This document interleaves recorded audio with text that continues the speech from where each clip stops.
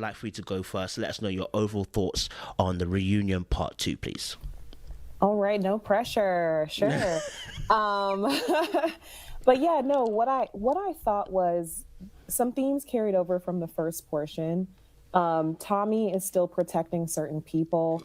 And I will say that I noticed this. I think this is an overarching sort of positioning kind of move. Like, I think that they see this show as good, Christian auntie content. You know what I mean? So they want to have these love stories. Like when Tommy was saying, Joel and Vernisha, you were that couple that we were all rooting for. I was like, I don't know that anyone who was watching this show really thought that Joel and Vernisha were going to make it long term.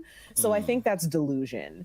But it's also it's kind of like all of the projecting that, like, you guys are such a perfect couple. Oh, Liz and Jason, you're the star. You're the magic couple. Like, stop. Do you know what I mean? Like, it's like, you can't make us believe something that we're either going to believe it or we're not. You know what I mean? So you kind of putting all this stuff out there, even all the posturing of like, you have to go through me to self-eliminate.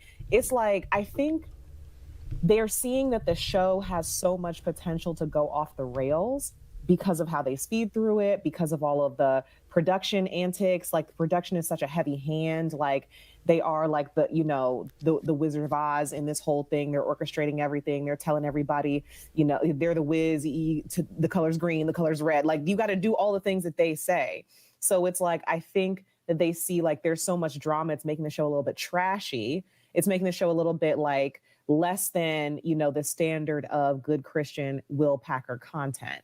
So I think like last season, Tommy was extremely embarrassed about how ratchet some of the contestants were, and it came out at the reunion. Like, people on here pregnant, drinking, trying to find a new baby daddy. So-and-so got 3 baby mamas, whatever. I think he was just a little bit taken aback because he was like, this is not that type of show. But it is, because these are human beings, and this is human. This is real life. This is really dating in Houston. This is really dating in any city. It's really going to be like this, but that's not what they want to curate. So there was more protection. There was more projection. Things are not balanced when they're holding people accountable. Vern, all of everything that was said, all of Vern's behavior is swept under the rug. And it's like, well, Joel, do you think your communication issues? Yeah, communication issues, but are we not going to address any of these things that were said? Nothing. So it's just more of the same on that. I think outside of that, it was, they eased us into kind of a smooth landing and a smooth wrap up. We'll just see. David, I just literally don't know how he can have the opportunity to see himself on camera and still take the stances that he takes. But we'll get into all of that. We will indeed. Thank you very much, Layla, for opening us up with the Cerebral Assassin sniper shots. Fantastic. Let me go to our OG. Lola, talk to us. What was your thoughts on the reunion part 2 overall? So, I mean, it brought what most of it we expected. We know Kyra don't want AJ right now, or she's pretending she doesn't want AJ. I don't understand what's going on with them.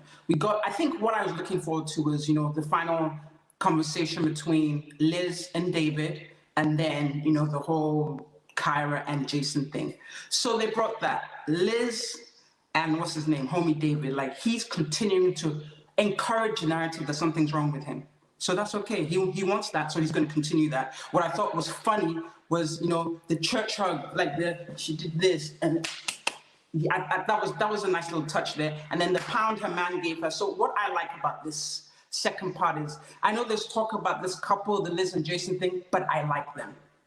Together, I like them. I like Liz. Jason, I'm still kind of watching him, but they definitely have a chemistry that carries over, not just in the kissing and the touching and the hugging, but both in how they play it out, like how they have a conversation, how they encourage each other, just the way a lot of the behind the scenes kind of footage we got. I liked what I saw. People may have a different opinion, but I like that. So that makes me see. And the thing is, I think a successful relationship doesn't mean it ends in a marriage. It means they had a good union. They may not get married, but I think at this point in time, I think they're doing good. The other people, Troy, y'all know I had that little episode we had with Troy. I had to mute myself a lot, but jokes aside, what I thought was either him really being completely unaware or trying to play jokes was the fact, like what you said, he was saying that, well, what he learned was that he won't be caught being a predator on camera. I don't understand that. I can only believe or hope that he was joking because it doesn't make sense. But the thing is, I think he has an understanding of how he was perceived because I've only seen him in one place on the tube streets, and it's been one place only. He hasn't come out since then. So maybe he is having some second thoughts about how he carried himself. I don't know. But I think it's beautiful. God does things for a reason. It's beautiful that he actually showed himself like that because that sparked off conversation. Both with you, Kojo, today, Ron, I didn't understand why Ron was, just because usually Ron likes to spill tea. You don't sip tea, he spills it. But he kept like, I don't know what's going on. But then it made sense. They've been friends for 14 years. He didn't want to throw his kid under the bus or his boy under the bus. So, I think, and that's the whole point of entertainment. You need to laugh, giggle, but take something from it. So I want that narrative, particularly about, I love the fact that you're very insistent. I don't care if you guys actually move on. This narrative needs to be continued. Because for this thing to decrease or to be completely annihilated, it's men who have to have this conversation. Because we're talking about, what's his name, homie? Bill Cosby. Whether he's guilty or not, I don't know, but he's out. I don't know the details. I didn't want to know. I'm just done. But with you, Kojo, having that conversation and other men watching you, this conversation will continue and will stop being like tools or weapons or victims in this matter because more men will stand up. Because when these things happen, there's always somebody, I won't say watching, but is aware that their boy is moving mad.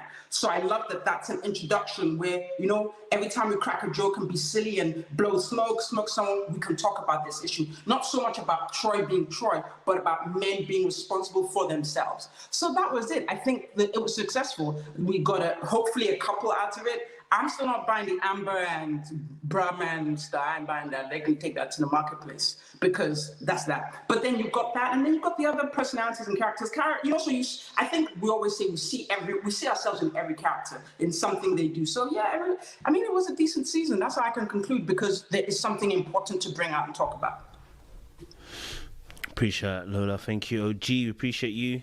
Doctor, we need you to also let us know your thoughts on part 2, That's me, right? I'm still getting used to this.